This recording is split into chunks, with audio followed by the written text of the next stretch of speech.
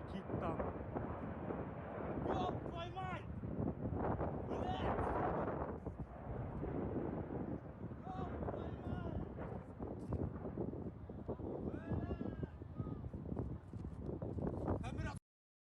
We don't have the facts yet. I don't think anybody should jump to conclusions. It was a flight that was headed from Baku to Grozny. There were reports that the weather in Grozny was poor, so the plane diverted to Aktau in Kazakhstan. There are suggestions that it may have been hit by Russian anti-aircraft fire. There are some photographs that show potentially damage from an anti-aircraft missile from shrapnel, but we need to wait until investigators have a chance to figure out what happened. It could have been a number of things. Obviously, there have been issues with maintaining flights, maintaining aircraft. I didn't know if it was perhaps a Russian plane that was having issues with maintenance because of sanctions. Once I saw the photos of the damage pattern on the tail of the airplane, it seemed likely that it was potentially caused by an air defense system, just because the shrapnel pattern was consistent with being shot down by a surface-to-air missile. There are various reports. One is a bird strike, that the plane crashed after hitting a flock of birds. A second theory is that because the plane may have been diverted, the Russians were not sure what the aircraft was, and this is an area that has experienced drone strikes from Ukraine, and as a consequence, anti-aircraft fire may have been directed towards this aircraft. At this point, I think we just don't have the facts.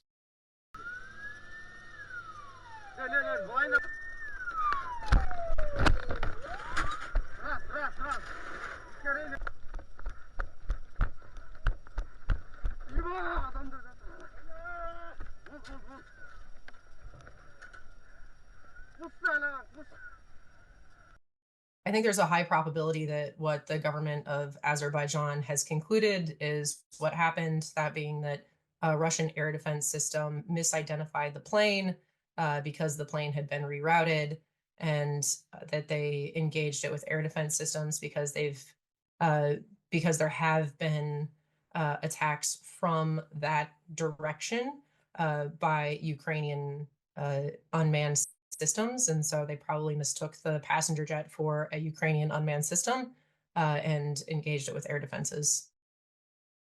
These kinds of crashes, if indeed it is a crash that was the result of anti-aircraft fire, are not that unusual in war zones. In fact, we had a case just recently in which a U.S. anti-aircraft fire hit a U.S. aircraft.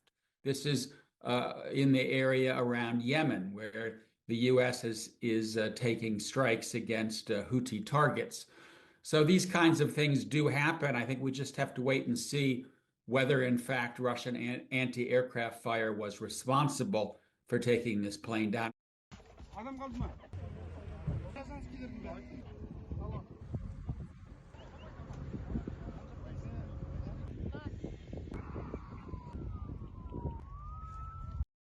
It may mean that more airspace gets shut down, that different procedures are put in place to avoid these kinds of incidents in which civilian aircraft are exposed to fire that is related to an armed conflict. But again, we have to wait until we have more facts.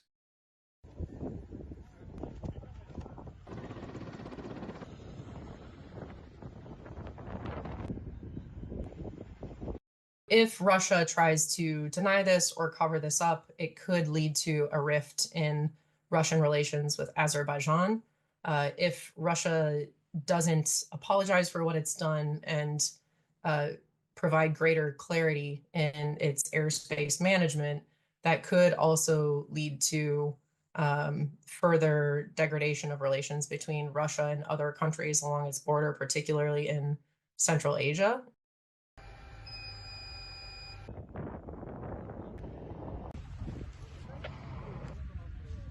the flight landed in Kazakhstan. There are flights between Kazakhstan and Russia, or flights that overfly Russian territory.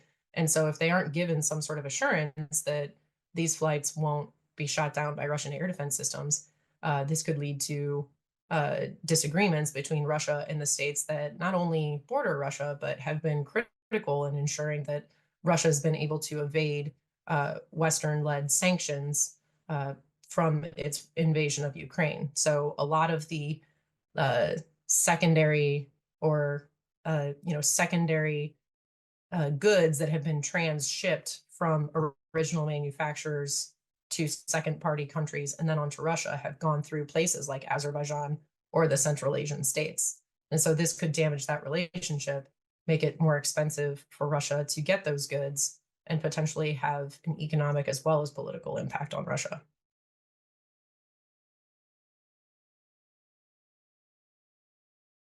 How this will impact, again, Russian ties with either Turkey or Iran, because, again, Russia has tried to increase its relations with both of those countries, and Azerbaijan is sort of this nexus between Turkey and Iran and has historically had relationships with them. And so, again, I think that Russia has seen itself as sort of the senior actor or the big brother in its relationships with these countries. And so if Russia continues to misbehave, I think it'll be interesting to see the dynamics between those quote unquote junior partners, and whether they begin to work together to try to not halt, but maybe rein in some of the excesses of the current Putin administration.